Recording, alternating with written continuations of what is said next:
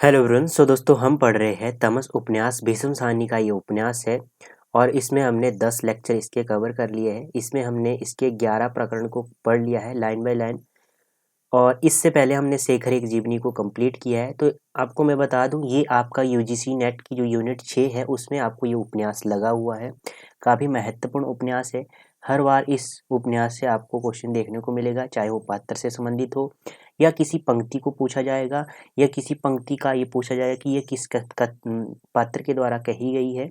ठीक है, या पंक्तियों का क्रम पूछा जाएगा। तो इस उपन्यास से आपके किसी ना किसी एग्जाम में, जैसे कि आपका असिस्टेंट प्रोफेसर की परीक्षा होगी जो हिंदी साहित्य से संबंधित होती है, या पीजीटी हिंदी हो गया, या आपका एलटी हो गया, या विभिन्न स्टेट में जो सेट की परीक्षा होती है हिंदी से संबंधित, तो इस उपन्यास से एक क्वेश्चन आपको देखने को ही मिलेगा। ठीक है, तो काफ़ी चर्चित उपन्यास है। 1972-73 में ये प्रकाशित हुआ। उसके बाद 1975 इसमें इसे साहित्य अकादमी पुरस्कार मिला। और मैं आपको ये जो हमने महत्वपूर्ण बिंदु है, ये पहले पार्ट में हमने कंप्लीट डिस्कस किए हैं। पात्रों की विशेषताएं, ठीक है, कितने इसमें खंड है, 21 खंड है, तो पहले जो भाग है उसमें कितने खंड है। ठीक है, तो हमने कंप्लीट उसके ऊपर पहला जो लेक्चर हुआ था हमारा, उसमें हमने कंप्लीट इसके ऊपर डिस्कस किए है। तो आज कंटिन्यू करते हैं, 12वां प्रकरण हम पढ़ने जा रहे हैं। ठीक है, तो आज हम 2 प्रकरण को कंप्लीट करेंगे। ठीक है, इसके बाद 2 प्रकरण को हम कंप्लीट करेंगे, तो आपका पहला जो खंड है वो कंप्लीट हो जाएगा, 13 प्रकरण वाला। ठीक है, तो शुरू करते हैं 12वां प्रकरण। एक आदमी छज्जे पर पहरा दे। एक आदमी छज्जे पर पहरा दे, रणवीर ने घूमकर कहा। मुर्गी काटकर दीक्षा पाने में उसमें भरपूर आत्मविश्वास पैदा हो गया था। वह दल का सबसे चतुर, सबसे चुस्त और सबसे ज्यादा कार्यकुशल सदस्य था। उसकी आवाज में कड़क आ गई थी। लाठियां, कुल्हाड़ियां, छुरे, तीर कमान और गुलेल, इन हथियारों के बावजूद शस्त्रागार खाली खाली लग रहा था। कमरे के बाहर सीढ़ियों से थोड़ा हट कर चूल्हे पर तेल का कढ़ा रखा था, पर लकड़ियां कम पड़ जाने के कारण तेल को उबालने का विचार कल पर छोड़ दिया। तो मैं आपको बता दूं, आपने करना क्या है। आपने जितने भी ये लेक्चर है इन्हें कम से कम 2 बार रीड करके छोड़ देना है। ऑटोमेटिक ही आपके एग्जाम में क्वेश्चन आएगा, तो आप उसको अटेम्प्ट करने में कुछ काफ़ी हेल्प मिलेगी आपको। ठीक है, कारण तेल को उबालने का विचार कर ही छोड़ दिया। जो आज्ञा सरदार, शंभू ने कहा और छज्जे पर चला गया। चारों योद्धाओं के दिल कसमसा रहे थे। रणभूमि में उतरने का और अपने जौहर दिखाने का समय आ गया था। छज्जे के पीछे खड़े हुए वैसा ही महसूस कर रहे थे जैसा चट्टानों की आड़ में खड़े राजपूत नीचे हल्दी घाटी में आने वाली मलेच्छों का इंतजार करते हुए महसूस करते रहे होंगे। मलेच्छों पर टूट पड़ने का वह वक्त आ गया था। रणवीर कद का छोटा था, इसलिए वह मन ही मन शिवाजी की भूमिका में अपने को देख सकता था। छाती पर दोनों बाएं बांधे तिरछी आंखों से वह सड़क के पास आसपास के इलाके का जायजा लिया करता था। किसी किसी वक्त उसके मन में ललक उठती थी कि कमर में तलवार लटकती हो, चौड़ा कमरबंद हो, अंगरखा हो और सिर पर पीले रंग की पगड़ी हो और उस पर शिस्त्राण हो।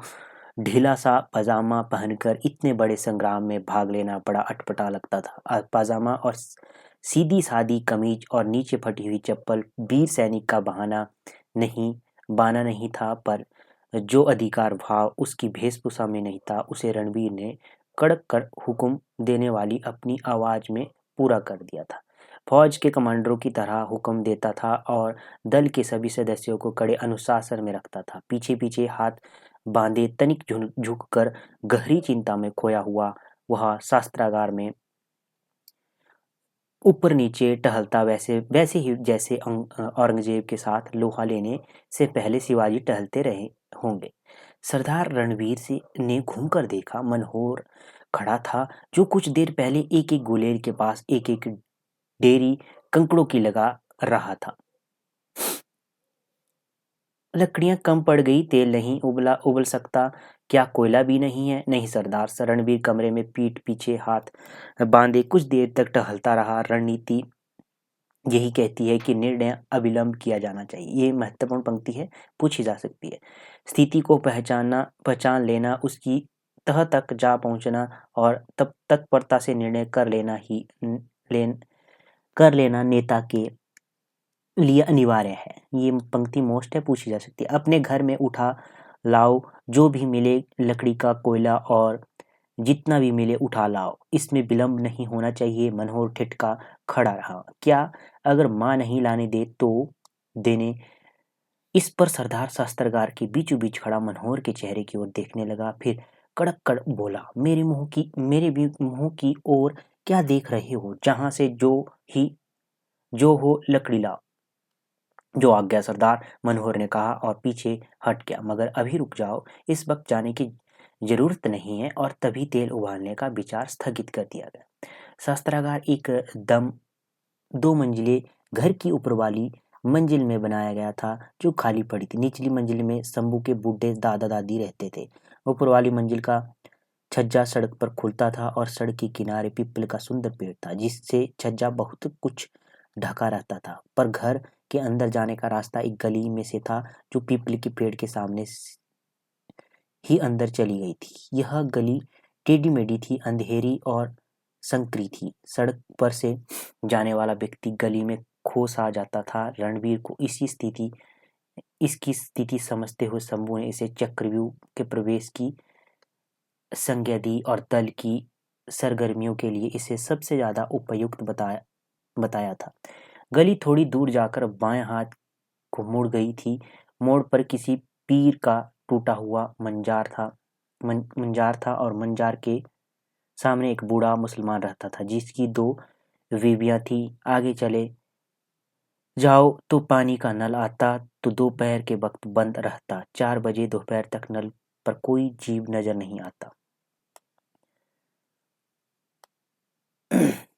था। नल के आगे सभी मकान हिंदुओं के थे। केवल गली के अंत में 2-3 कच्चे मकान थे, जिनमें मुसलमान रहते थे। एक में महमूद धोबी रहता था, दूसरे में रहमान हमाम वाला। इसके अतिरिक्त जगह जगह से दाएं बाएं अन्य गलियां निकल गई थी। अगर मलेच्छ पर हमला इस गली में किया जाएगा, तो वह पानी के नल और गली के छोर के बीच के हिस्से में ही किया जा सकता है। खतरा हो तो किसी न किसी हिंदू के घर की ड्योढ़ी में घुसा जा सकता है। तुम गली के रहने वाले मलेच्छों को जानते हो? रणवीर ने शंभू से पूछा था। हाँ सरदार, मैं इन्हें जानता हूँ। महमूद धोबी हमारे घर के कपड़े धोता है और पीर की कब्र के सामने जो मियाँ जी रहते हैं, वे मेरे दादाजी के साथ बहुत उठते बैठते हैं। तुम इस गली में काम नहीं करोगे? रणवीर ने निर्णायक स्वर में कहा। शंभू हतोत्साह हो गया। आज ये लोग अपने पहले शिकार पर धावा बोलने वाले थे। चारों वीर उत्तेजित थे। अभी तक केवल तैयारी चलती रही। आज रणभूमि में जौहर दिखाने का समय आ गया था। आज रण में जाके धूम मचा दे बेटा। धर्मदेव के कानों में वीर रस भरे इस गीत की पंक्ति देर से गूंज रही थी। मनोहर तनिक चिंतित था। वह अपनी माँ से कुछ भी कहे बिना चला आया था और अब दिन के 2 बजा सकते चाहते थे। मनोहर को डर था कि चौका समेटने के बाद उसकी माँ उसे ढूंढने निकल पड़ेगी और कौन जाने ढूंढती ढूंढती इधर ही आ निकले। रणवीर ने अन्य तीनों योद्धाओं को शस्त्रागार में इकट्ठा किया और रणनीति पर विचार करते हुए बोला, शत्रु पर उबलता तेल डालने का समय अभी नहीं आया है। उबलता तेल उस समय डाला जाता है जब शत्रु अपने दुर्ग पर हमला कर दे और आप हथियारों से उसका मुकाबला ना कर सकते हो। फिर उसे तनिक सोचकर कहा, यहाँ केवल छुरा चलेगा, कमानीदार छुरा। फिर उसने इंद्र को संबोधित करते हुए कहा, एक बार फिर पैंतरा करके दिखाओ, उठाओ छुरा दासे पर से। इंद्र फुर्ती से छुरा उठा लाया। कमरे के बीचों बीच दोनों टांगे फैलाए वह क्षण भर के लिए खड़ा रहा। छुरे की मूठ उसके दाएं हाथ में थी और उसका पल पीछे की ओर था। फिर बायां कदम उठाकर वह उछला और हवा में उद्धृत काटकर फिर दोनों टांगे फैलाए रणवीर की पीठ की ओर मुंह किए फर्श पर उतरा। इसी बीच उसने रणवीर की कमर को निशाना बनाते हुए उल्टे हाथ से छुरे के वार का संकेत किया था। रणवीर ने सिर हिलाया। शत्रु की छाती अथवा पीठ को कभी भी निशाना नहीं बनाओ। बार हमेशा कमर से करो या पेट में, कमर में करो या पेट में, और घुमावदार छुरा घोंपने के बाद उसे अंदर ही अंदर थोड़ा मोड़ दो। इससे अंतड़ियां बाहर आ जाएगी। अगर तुम भीड़ में शत्रु का पर वार करते हो तो छुरा बाहर खींचने की कोशिश नहीं करो, इससे वही रहने दो और भीड़ में खो जाओ। रणबीर वहीं कुछ बोले जा रहा था जो उसने मास्टर देवव्रत के मुंह से सुना था। थोड़ी देर बाद दल दल दो हिस्सों में बंट गया। पहले हमला इंद्र के हाथों किया जाएगा, इसलिए इंद्र, शंभू और सरदार शास्त्रागार को छोड़कर नीचे ड्योढ़ी में आ गए, जबकि मनोहर ऊपर बना रहा। फैसला किया गया कि सड़क की ओर छज्जे पर खड़ा सैनिक नजर रखेगा और गली में आने जाने वाले लोगों पर रणवीर और इंद्र और शंभू और रणवीर के हुक्म में इंद्र ड्योढ़ी में से निकलकर शत्रु पर हमला करेगा। गली में घूमने वाले दरवाजे का थोड़ा सा खोल देने पर सड़क का कुछ हिस्सा और गली का शुरू का हिस्सा नजर आते थे। पीपल के तने के पार सड़क का हिस्सा था और दोपहर की धूप में चमक रहा था। गली के सामने एक तांगा रुका था। रणबीर ने दरवाजे को लगभग पूरा मूंद दिया था और एक पतली सी दरार में से बाहर की ओर देखने लगा। कौन है? इंद्र ने फुसफुसाकर पूछा। रणबीर चुप रहा। अन्य दो सैनिकों ने भी आगे बढ़कर दरार पर आंख लगाई। जलाल खान है, नवाब ज़्यादा जलाल खान, शंभू बोला। यह सड़क के किनारे सामने वाले मकान में रहता है, हमारे मोहल्ले का बहुत बड़ा रईस है। डिप्टी कमिश्नर से मिलने जाता है, शंभू एक सांस में कह गया। दरार में से क्षण भर के लिए उसका सफेद दुर्ग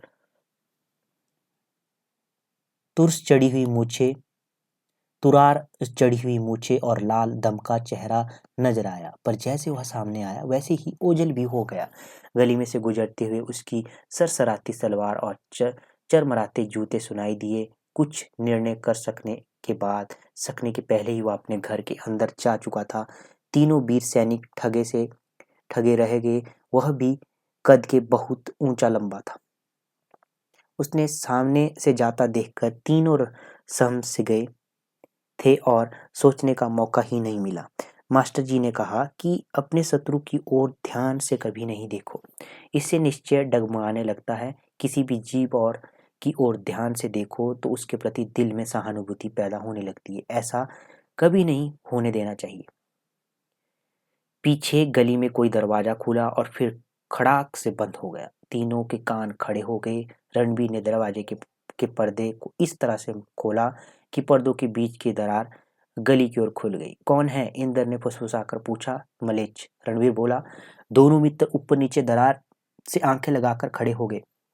एक दाढ़ी वाला बड़ी उम्र का आदमी गली में से चलता हुआ सड़क की ओर आ रहा था। मियाँ जी हैं, शंभू पहचानते हुए बोला। पीर की कब्र के सामने वाले घर में रहते हैं। इस वक्त मस्जिद में नमाज पढ़ने जा रहे हैं। रोज इस वक्त नमाज पढ़ने जाते हैं। चुप रहो। मियाँ गली का थोड़ा सा हिस्सा लांघ कर पीपल के पेड़ के पास आया और वहां से बाएं हाथ घूम गया और वह काले रंग की वास्कट पहने था और नीचे सलवार और ढीली सी चप्पल। इसके दाएं हाथ में छोटी सी तस्बीह लटक रही थी। बूढ़ा होने के कारण उसकी पीठ झुकी थी और धीरे धीरे चलता जा रहा था। जाऊं? इंद्र ने झट से सरदार से पूछा। नहीं, अब वह सड़क पर पहुंच चुका है। नहीं तो क्या हुआ? नहीं, सड़क पर हमला करने की मनाही है। शंभू को इंद्र की आवाज में उतावलापन लगा, जबकि स्वयं शंभू का मन शिथिल सा पड़ गया था। इंद्र के पूछने पर शंभू को एक अजीब धक्का सा लगा। सरदार की मनाही पर उसे मन ही मन राहत सी मिली। कुछ देर तक वे फिर दरवाजे के पीछे खड़े रहे। वक्त बीतता जा रहा था। 4 बजे नल खुल जाएगा और गली की औरतें घड़े उठाए नल पर पहुंच जाएगी और दोपहर बीतते ही इसका इक्का दुक्का और लोग भी बाहर निकलने लगेंगे। एक बीच एक एक करके 2 आदमी गली में दाखिल हुए। एक के हाथ में साइकिल थी और आंखों पर चश्मा था। यह बाबू चुनीलाल है, यहाँ एक दफ्तर में काम करता है। इसके पास कुत्ता है। और दूसरा एक सिख सरदार गली में आया और जो कंधे पर गठरी उठाए हुआ था। दोनों बारी बारी आए और अपने पटपटाते जूतों के साथ गली लांघ गए। तभी उन्हें फिर किसी के कदमों की आहट मिली। इंद्र ने दरार में से झांक कर देखा, रणबीर को कोहनी को छू दिया। कौन? इंद्र कुछ नहीं बोला और बाहर देखता रहा। पटपटाती हुई जूतों की आवाज आई। रणबीर झट से दरार में से झांकने लगा। शंभू भी दरार के साथ चिपक गया। कौन है? कोई खोमचे वाला है?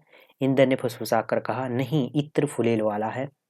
इत्र फुलेल बेचता है, दूर कहीं रहता है। इस वक्त रोज इधर से गुजरता है। मलेच्छ है, एक भारी भरकम आदमी, मेहंदी मेहंदी से रंगी मूछों और कूची दाढ़ी वाला। अपने अलग बगल बहुत से थैले लटकाए पीपल के पेड़ के नीचे से होकर गली के अंदर आ गया था।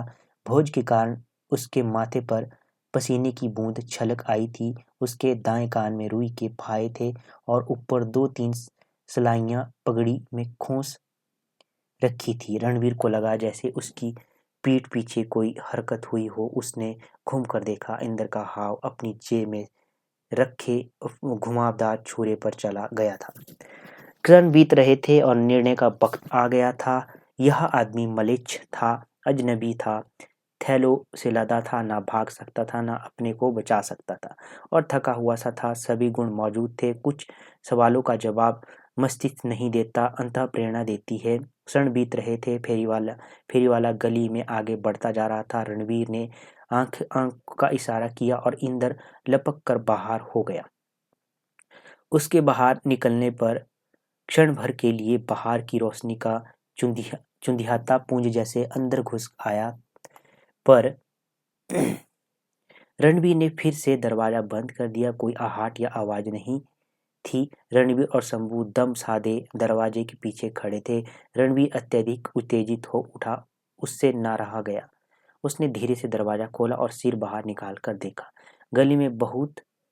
गली में कुछ दूरी पर इत्र फरोश झूलता हुआ चला आ रहा था। थैली के बोझ के कारण उसकी पीठ झुकी हुई थी। इंद्र बौना छोटा सा इंद्र उससे कुछ दूर उसके पीछे चलता आ रहा था। इंद्र का हाथ कुर्ते के जेब में था और वह उचक उचक कर चल रहा था। रणवीर के लिए दरवाजे में से सिर निकालकर गली में झांकना उतना ही असंभव था जितना दरवाजा बंद करके उसके पीछे खड़े रहना। उसका सभी बातों पर नियंत्रण था, परंतु अपने बाल सुलभ कुतूहल पर कोई नियंत्रण नहीं था। तभी उसे शंभू ने पीछे खींच लिया। शंभू डरा हुआ था और उसकी टांगों में जैसे पानी भर गया था। आखिरी झलक में रणवीर केवल इतना ही देख पाया था कि इंद्र उस पर भारी भरकम मलेच्छ के साथ साथ जा रहा था और दोनों गली का मोड़ काट रहे हैं। शंभू ने सांकल चढ़ा दी और दोनों अंधेरे में से एक दूसरे को देखते खड़े रह गए। दोनों बुरी तरह हाँफ रहे थे। शंभू के लिए खड़े हो पाना असंभव हो रहा था, जबकि रणवीर बाहर जाने के लिए अधीर था। गली का मोड़ मुड़ने पर सहसा इत्र फरोश की नजर बालक पर पड़ गई और अपने पटपटाते जूतों के कारण शायद वह उसके पाँव की आहट नहीं सुन पाया था। इत्र फरोश मुस्कुरा दिया। किधर जा रहे हो बेटे इस वक्त? उसने कहा मुस्कुराते हुए, अपना हाथ बढ़ाकर इंद्र के सिर पर रख दिया। इंद्र ठिठक गया और एकटक उसके चेहरे की ओर देखने लगा। उसका हाथ अपनी जेब में था। इंद्र के अवचेतन में से यह बात उठी कि इस आदमी के गाल फूले हुए हैं और मास्टर जी ने एक बार कहा था कि फूले हुए गालों वाले लोग बुज़दिल होते हैं और उनका मैदा खराब होता है और वे भाग नहीं सकते, जल्दी हाँफने लगते हैं। और यह आदमी सचमुच हाँफ रहा था।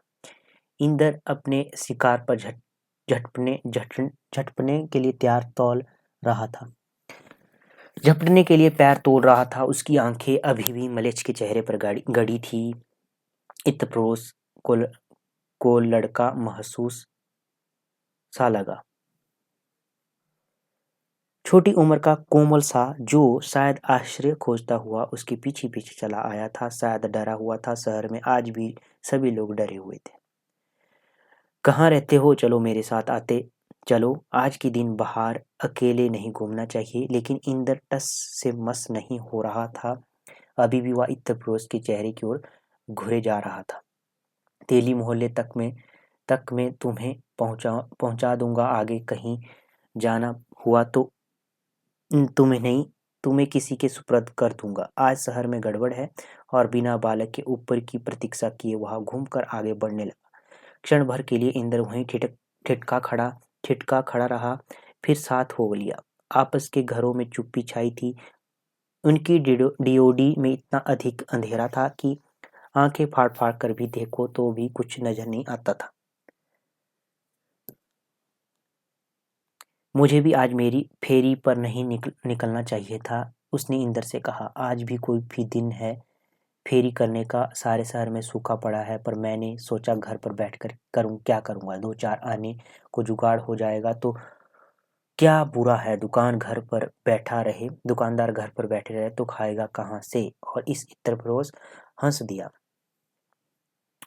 पानी का नल नजदीक आ रहा था। नल में पानी नहीं था और उसके नीचे पत्थर की सील जो घिस घिस कर गहरी हो गई थी, सूखी पड़ी थी। और उसके आसपास 2-3 बरेर उड़ रहे थे।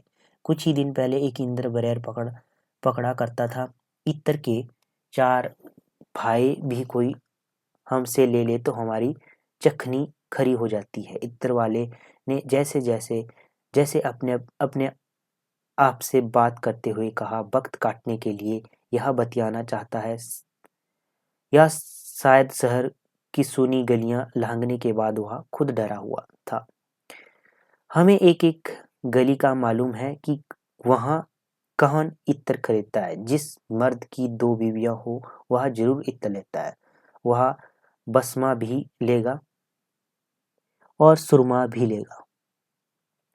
वह मर्द भी इत्र खरीदता है जो उम्र में बड़ा हो और जिसकी जवान बीवी हो। अच्छा और बताऊं, वह बच्चे का मन बहलाने के लिए बोले जा रहा था। इत्र पुरुष की बातों के ही कारण इंद्र संभल गया था। पैर मजबूती से चल रहे थे और कमानीदार चाकू की मूठ को भी उसने मजबूती से पकड़ रखा था। उसके मन में एकाग्रता आने लगी थी। उसकी आंखें इत्तफरोश की कमर पर टिकने लगी थी। वहीं एकाग्र दृष्टि जिससे अर्जुन ने पेड़ पर बैठे पक्षी की आंख को फोड़ा था। इत्तफरोश के बाएं कंधे में झूलता थैला बार बार घड़ी के पेंडुलम की तरह उसकी कमर के आगे हिल रहा था। उसका गाढ़े का कुर्ता बोतलों के थैले के नीचे कुछ कुछ उभरा हुआ था। नल पार करते ही इंद्र की सारी चेतना जैसे उसके दाएं हाथ में आ गई। नल के आगे का फासला एक एक बालिशित जैसे उसके मस्तिष्क में गिना जाने लगा था। बोतलों का थैला झूल रहा था। कमर बार बार सामने आ रही थी और इत्तफरोश के फटफटाते जूते उसके साथ साथ बज रहे थे। बाजार में फाये ज्यादा बिकते हैं, घरों में इत्र और तेल ज्यादा बिकता है। इत्तफरोश कह रहा था कि सहसा इंद्र लपका और उसने पैंतरा मारा। इत्तफरोश को पता इत्तफरोश को लगा जैसे उसके बाएं हाथ कोई चीज जोर से हिली है। उसे भास हुआ जैसे कोई चीज चमकी भी है, पर वह खड़ा होकर घूमकर देखे कि क्या बात है। तब तक उसे थैले के नीचे तीखी चुभन का सा आभास हुआ। इंद्र को निशाना ठीक बैठा था। बार करने के बाद सरदार ने आदेशानुसार उसने चाकू को थोड़ा मोड़ दिया और अंतरियों के जाल में फंसा भी दिया। इत्तपुरुष अभी पूरी तरह से मुड़ नहीं पाया था कि उसने देखा लड़का पीछे की ओर भागा जा रहा है। उसे फिर भी समझ में नहीं आया कि क्या हुआ है। उसकी इच्छा हुई कि लड़के की आवाज देकर बुला ले, लेकिन तभी उसे अपने पैरों पर बहता खून नजर आया और कमर में कुछ कहराता हुआ डूबता सा महसूस हुआ। मीठा सा दर्द उठा, फिर तेज नस्तर सा दर्द, और वह डर के मारे बदहवास हो गए। ओ लोको, मार डाला, मुझे मार डाला, ओ लोको। इत्रपुरुष इतना घबरा गया कि उसके मुंह में बोल नहीं फूट रहा था। वह कमर में लगे जख्म में इतना नहीं मर रहा था जितना त्रास और भय से और भोले बालक द्वारा किए गए हमले से। इत्रपिरोस वाले पर किसने हमला किया? भोले बालक ने। ठीक है, उसके लिए अपने थैलों का बोझ उठा पाना असंभव हो रहा था। और उसने बोझ के नीचे ही वहाँ मुंह के बल धड़ाम से गिरा। इंद्र के भागते पांव उसी 2 क्षण पहले साफ नजर आ रहे थे, अब गली में उस लड़के का नाम निशान नहीं था। ओ लोको, वह फुसफुसाया। एक शिथिल सी चीख उसके होठों से निकली और उसकी आंखें गली के ऊपर फैले गहरे नीले आसमान के छोटे से टुकड़े पर लग गई। वहां 2-3 चीलें उड़ रही थी। चीलें अब 2 की जगह 4 हो गई थी। आकाश की नीलिमा धीरे धीरे हिलने और धूमिल पड़ने लगी थी। तो ये हो गया 12वां प्रकरण। अब 13वां प्रकरण भी पढ़ लेते हैं।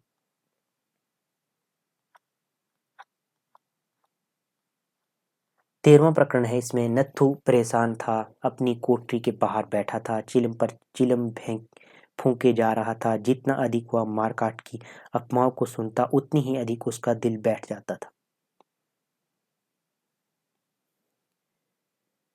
बार बार उसके मन को समझाता है, अंतर अंतर्जामी तो नहीं हूँ, मुझे क्या मालूम किस काम के लिए मुझे शोर मरवाया जा रहा है। कुछ देर के लिए उसका मन ठिकाने भी आ जाता, लेकिन फिर जब किसी घटना की बात सुनता तो फिर बेचैन होने लगता। यह सब मेरे किए का फल है। सभी चमार सुबह से एक दूसरे की कोठरी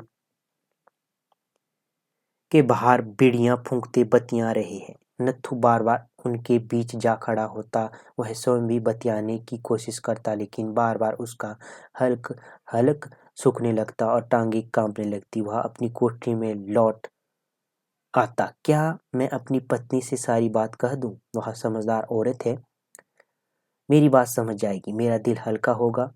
कभी उसका मन चाहता शराब का पौवा कहीं से मिल जाता तो कुछ देर के लिए बेसुध पड़ा रहता, पर इस वक्त शराब कहाँ मिलने वाली थी। औरत को बताना भी जोखिम मोल लेना है। बातों बातों में उसने किसी से कह दिया, फिर क्या होगा? मुझे कोई छोड़ेगा नहीं। क्या मालूम पुलिस ही मुझे पकड़ ले जाए, फिर क्या होगा? मेरी बात कौन मानेगा कि मुराद अली के कहने पर मैंने ऐसा काम किया है? मुराद अली मुसलमान है, क्या वह मस्जिद के सामने सूर फेंकवाने का काम करेगा? नत्थु बेचैन हो उठता तो उसका दिमाग त्राण पाने के लिए दूसरी दिशा में सोचने लगता। वह सूर जरूर कोई दूसरा रहा होगा। यह सूर था ही नहीं जिसे मस्जिद के सामने फेंका गया। मैंने इसे देखा ही नहीं। यह काला सूर था तो दूसरा भी तो काले रंग का सूअर हो सकता है। क्या 2 सूर काले रंग के नहीं हो सकते? यह मेरा भ्रम है। मैं ख्वामख्वाह इस तरह सोच रहा हूँ। यह सचमुच कोई दूसरा सूअर था। ऐसा सोचने के बाद वह अपने पत्नी के साथ हंसने बतियाने लगता है। खुद उठकर किसी पड़ोसी की कोठरी में जा बैठता है और मंडी की आग की चर्चा करने लगता है। लेकिन यह मन स्थिति भी ज्यादा देर तक नहीं बनी रहती। रात के व्यापार को याद करके ही उसके रोंगटे खड़े हो जाते हैं। सुनसुनान इलाका, बुदबुदा बदबूदा और सीलन भरी कोठरी, चुराया हुआ सूर और अंधेरे के पर्दे में आता हुआ कालू का छकड़ा, सारी की सारी घटना की दुस्वप्न की तरह उसकी आंखों के आगे घूम जाती है। कभी यूं ही सालुत्री साहब सूअर कटवाएंगे, पिगरी के सूअर उधर घूमते रहते हैं। किसी एक को पकड़ लेना, रात को छकड़ा आएगा उसमें डाल देना। जब तक मैं ना जाऊं मेरी राह देखना मन हुआ। देखना कभी यूं भी काम हुए है क्या? यह भी कोई ढंग है काम करने का? उसका मन हुआ सीधा उठकर कालू भंगी के पास जाए और उससे पूछे कि वह सुअर को कहाँ ले गया था। मुराद अली के पास सीधा जाए और उससे कहे, पर मुराद अली क्या करेगा? अगर उसके दिल में चोर है तो वह धक्के देकर घर से निकाल देगा, बल्कि उल्टा मुझ पर इल्जाम लगाएगा। वहीं उल्टे मुझे पकड़वा भी सकता है। उसने फिर चिलम उठा ली। भाड़ में जाए मुराद अली और उसका सूअर। जो होगा सो होगा, हो गया। मैंने जानबूझकर कुछ नहीं किया है। मैंने तो जो कुछ किया है अनजाने में किया है। ये लोग जो आज आग लगा रहे हैं और राह जाते लोगों को मार रहे हैं, ये तो आंखें खोलकर सब काम कर रहे हैं। ये क्यों बुरा कर्म कर रहे हैं? मेरे एक सूअर को मार देने से क्या होता है?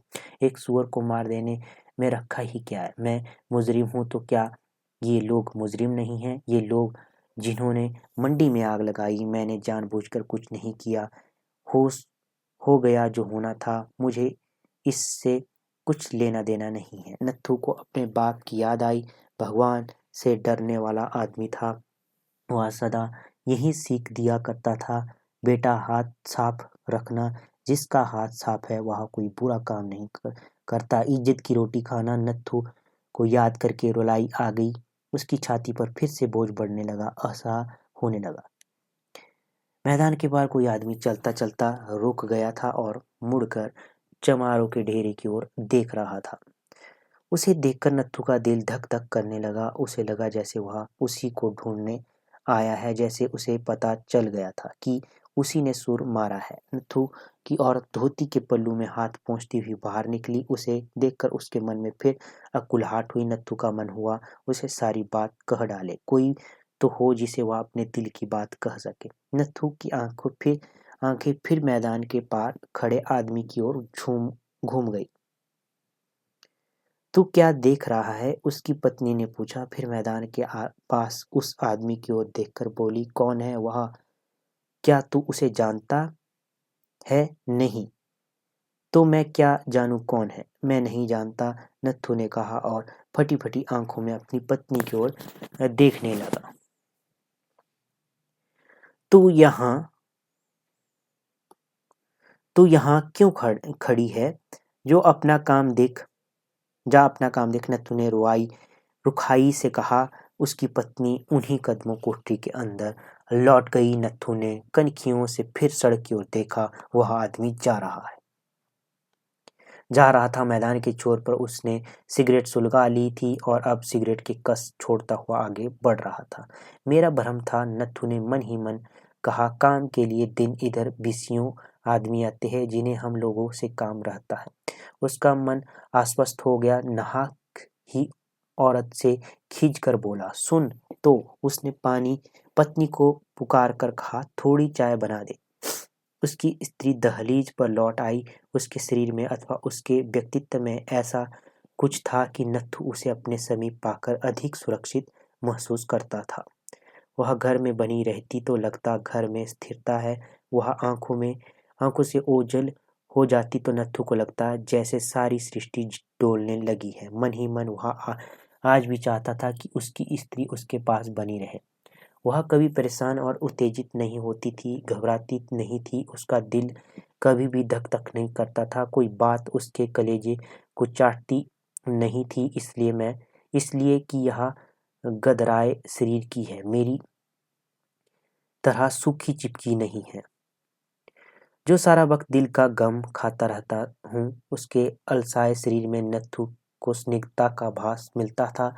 उसकी चाल डाल में प्रत्येक गति में स्थिरता थी, संतुलन था। वह दहलीज पर आकर खड़ी हो गई, एक हाथ उठाकर चौखट पर रखे थी और धीरे धीरे मुस्कुराए जा रही थी। पहले तो कभी तुम इस वक्त चाय नहीं मांगते थे, आज छुट्टी मना रहे हो इसलिए? इस पर वह तुनक उठा। छुट्टी मना रहा हूँ? यह मुझे छुट्टी नजर आ रही है। तू नहीं बना सकती, मैं खुद बना लूंगा। लंबी बात क्यों करती? और नत्थू उठकर कोठरी के अंदर चला गया। अभी बना देती हूँ चाय। बनाने में कौन सी देरी लगती है? तू बिगड़ता क्यों है? नहीं, तू हट जा, मैं अपने आप बना लूंगा, नत्थू ने गुस्से में कहा। मेरे रहते तू चूल्हा जलाएगा?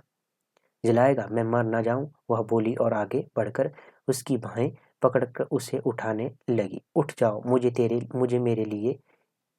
मुझे उठ जा, तुझे मेरे सिर की कसम। नत्थू उठ खड़ा हुआ और गहरी टीस सी उसके मन में उठी। क्षण भर के लिए वह ठिठका सा खड़ा रहा, फिर आगे बढ़कर वह अपनी पत्नी से लिपट गया। आज तुझे क्या हो गया है? उसकी स्त्री ने कहा और हंस दी। पर पति के आलिंगनों में उसे उसके दिल की छपछपाहट का भास मिलने लगता। कोई बात है जो इसके दिल में कांटे की तरह चुभी है, जिससे यह कल रात से अजीब सा व्यवहार कर रहा है। कल रात मैं तुम्हें कैसे बहके बहके से हर बात कह रही हूँ। उसने कहा, ऐसा नहीं है, जो भी मुझे डर लगता है। हमें क्यों डर लगेगा, हमने तो किसी का घर नहीं जलाया है, नत्थू ने अटपटा सा उत्तर दिया। उसकी पीठ पर पत्नी का हाथ रुक गया, पर वह नत्थू को अपनी बाहों में लिए रही। नत्थू की उत्तेजना और क्षोभ दोनों ही उत्तरोत्तर बढ़ते जा रहे थे। वह पागलों की तरह वैसे ही व्यवहार करने लगा जैसे कल रात करने लगा था। उसकी आंखों के सामने सहसा सूअर की लाश घूम गई। फर्श के बीचों बीच चारों टांगे ऊपर को उठी हुई और नीचे खून का तालसा, और वह सिहर उठा। पत्नी की बाहों में नत्थू का शरीर जैसे ठंडा पड़ने लगा। उसके कंधों पर पसीने की परत आ गई। उसकी पत्नी को लगा जैसे उसका मन भटक कर फिर दूर कहीं चला गया। खड़े खड़े नत्थू के मुंह में सिसकी सी निकल गई और वह अपनी पत्नी से अलग हो गया। आह आहे, नहीं आज नहीं, मेरा मन नहीं करता। देखो तो बाहर क्या हो रहा है, लोगों के घर जल रहे हैं। नत्थू बेचैन सा खड़ा हो गया और देर तक ठिठका खड़ा रहा। क्या? उसकी पत्नी घबरा कर बोली, तुम इतने गुमसुम क्यों हो गए हो? सच सच बताओ, तुम्हें मेरे लिए, मेरे सिर की कसम। पर नत्थू चुपचाप हटकर खाट पर जा बैठा। क्या हुआ? कुछ नहीं। कुछ तो हुआ है, तू मुझसे छिपा रहा है। कुछ नहीं, उसने फिर से कहा। पत्नी नत्थू के पास आ गई और उसके सिर पर हाथ फेरती हुई बोली, तू बोलता क्यों नहीं? कुछ कहने को हो तो बोलूं, उसने धीरे से कहा। चाय बना दूं? ठहर, मैं चाय बना देती हूँ। मुझे चाय नहीं चाहिए। अभी तो खुद बनाने को कहा रहा था, अभी चाय नहीं चाहिए? नहीं, मुझे नहीं चाहिए। अच्छा फिर चल, खाट पर चल। उसकी पत्नी हंसकर कहा, नहीं, खाट पर भी नहीं चलूंगा। नाराज हो क्या? तू मेरे साथ बात बात पर नाराज होने लगी, पत्नी ने उल्हाने के स्वर में कहा। नत्थू चुप रहा। वह सचमुच बिसूरते बच्ची की तरह व्यवहार कर रहा था। तू कल रात कहाँ गया था? तूने मुझे कुछ भी नहीं बताया, नत्थू की पत्नी ने कहा और उसके साथ फर्श पर बैठ गई। नत्थू ने ठिठक कर पत्नी की ओर देखा। इसे जरूर पता चल गया है, सभी की को देर सबेर पता चल जाएगा। नत्थू को लगा जैसे उसकी टांगें कांपने लगी। बताएगा नहीं तो मैं नहीं सिर पीट लूंगी, नहीं सिर पीट लूंगी। तू कभी भी मुझसे दिल की बात नहीं छिपाता था, आज क्यों छिपाने लगा है? नत्थू की आंखें देर तक पत्नी के चेहरे पर टिकी रही। अगर इसे शक हो गया तो ना जाने क्या सोच रही होगी, मेरे बारे में क्या सोचने लगी होगी। पर पत्नी की विश्वास भरी और याचना भरी आंखें अभी उसकी ओर देख रही जा रही थी। फिर सहसा वह अपने आप ही बोलने लगा। तुझे मालूम है मंडी में आग क्यों लगी है? मालूम है। मस्ती के सामने किसी ने सुर मसीत के सामने किसी ने सूर मारकर फेंका है। इस पर मुसलमान ने मंडी की को आग लगा दी। वह सूर मैंने मारा था। नत्थू की पत्नी को काटो तो खून नहीं। तूने तूने क्यों तूने यह बुरा काम क्यों किया? नहीं। और उसके चेहरे पर से सारा खून उतर गया। वह नत्थू की ओर फटी आंखों से देखती रह गई। नत्थू ने धीरे धीरे सारा किस्सा कह सुनाया। सूर को फेंकने भी तू गया था? पत्नी ने पूछा। नहीं, कालू उसे छकड़े पर लाद कर ले गया था। कालू तू मुसलमान है? वह कैसे ले गया? कालू मुसलमान नहीं है, वह ईसाई है, गिरजे में रहता है।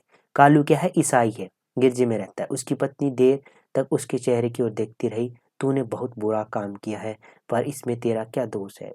तुझसे लोगों ने धोखे से काम करवाया है, तूने धोखे में आकर यह काम किया है।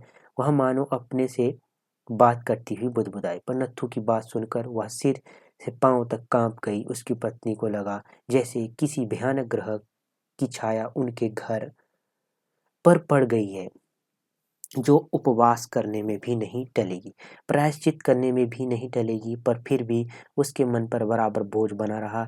नत्थू के दिल में गहरी हुक सी उठी। पत्नी ने आंख उठाकर नत्थू की ओर देखा। उसे विचलित देखकर उसकी पत्नी के दिल में फिर ममता का सोता फूट गया। वह उठकर नत्थू के पास जा बैठी और उसका हाथ पकड़कर बोली, तभी तो मैं कहूँ इतना परेशान क्यों है? मुझे क्या मालूम, तूने मुझे बताया क्यों नहीं? अपना दुख मन के अंदर ही रखते हैं, नहीं रखते? मुझे मालूम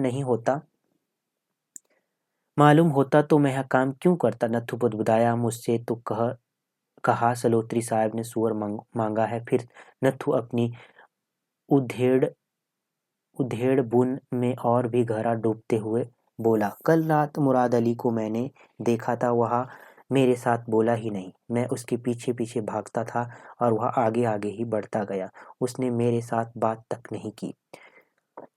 नत्थू की आवाज़ अनिश्चित में खो सी गई थी, मानो उसके मन में संदेह उठने लगा हो कि क्या सचमुच उसने मुराद अली को भी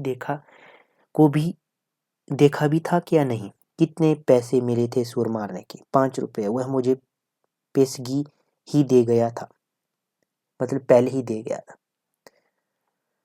5 रुपये? इतने ज़्यादा? तूने क्या किया उन रुपयों का? कुछ नहीं किया। 4 रुपये बच रहे हैं, उधर ताकी पर रखे हैं। ताकी मतलब खिड़की ऊपर रखे हो। मुझे बताया क्यों नहीं? मैंने सोचा तेरे लिए धोतियों का झोला लाऊंगा। मैंने इन पैसों से धोतियाँ मैं इन पैसों से धोतियाँ लूँगी। मैं इन पैसों को आग नहीं लगाऊंगी। नत्थू की पत्नी आवेश में कहा, तुमसे ऐसा कुकर्म करवाया, पर फिर भी वह संभल गई। मुस्कुराने की निष्फल चेष्टा करती हुई बोली, यह तो तेरी कमाई के पैसे हैं। मैं क्यों नहीं लूँगी? इनसे जो कहेगा लूँगी।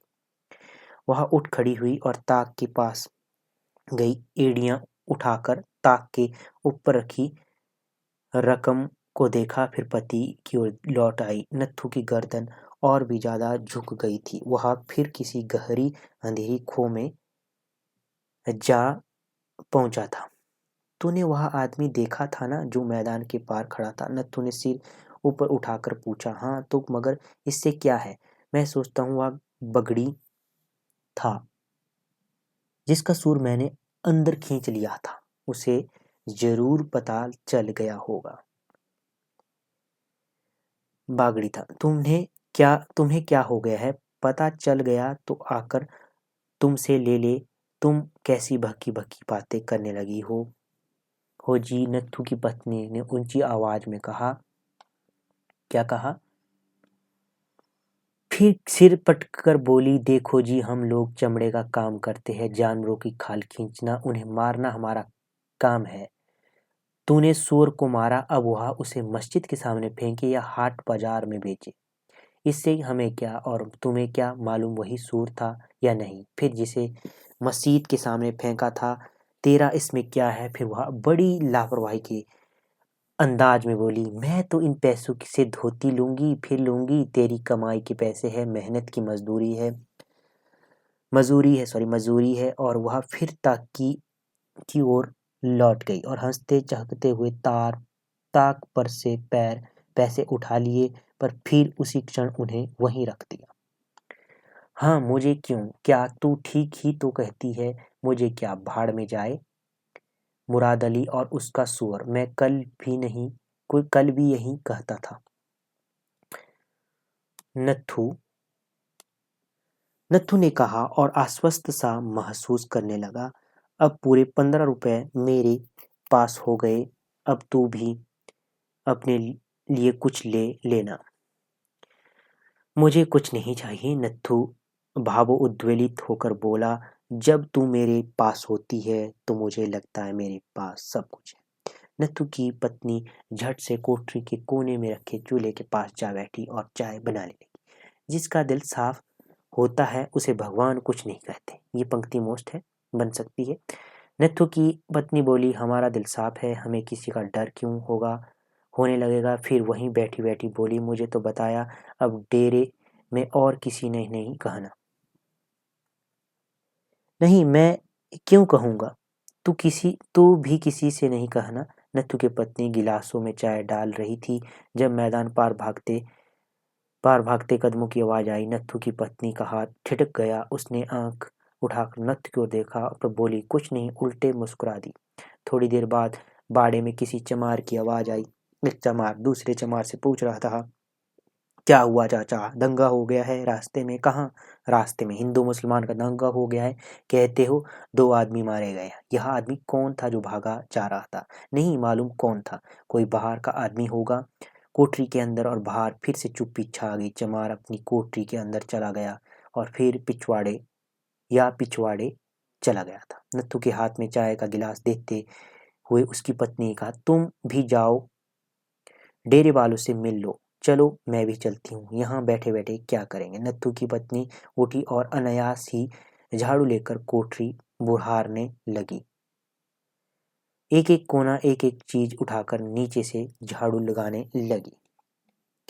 उसे स्वयं मालूम नहीं था कि वह ऐसा क्यों कर रही है, और झाड़ू से वह किसी छाया को कोठरी में से बुढ़ाकर बाहर कर देना चाहती हो। देर तक वह कोठरी को बुढ़ा रही थी। फिर उसने कोठरी के फर्श को धोया और खूब पानी डालकर फर्श धोती रही। पर अंत में जब थक कर खाट पर बैठी तो उसे लगा जैसे बंद दरवाजे की दरारों में से बड़ी छाया फिर कोठरी में लौट आई, और कोठरी अंधेरा पड़ गई और छाया कोठरी के अंदर चार ओर मुस्कुराने लगी।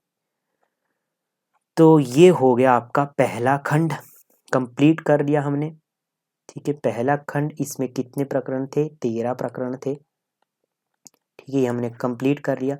अब जो द्वितीय खंड है, द्वितीय खंड हम कल से इसको पढ़ना शुरू करेंगे, नेक्स्ट सेशन में इसे पढ़ना शुरू करेंगे हम। ठीक है, तो इसमें कितने 8 प्रकरण है। ठीक है, टोटल इसमें कितने 8 प्रकरण है। 14वें प्रकरण से शुरुआत होती है इस खंड की। ठीक है, तो इसे हम नेक्स्ट सेशन में पढ़ेंगे। इस सेशन में इतना ही, मिलते हैं नेक्स्ट सेशन में। तब तक के लिए जय हिंद, जय भारत। और यदि आपने चैनल को सब्सक्राइब नहीं किया है तो चैनल को सब्सक्राइब कर लीजिए। ठीक है, मिलते हैं नेक्स्ट सेशन में, तब तक के लिए जय हिंद, जय भारत।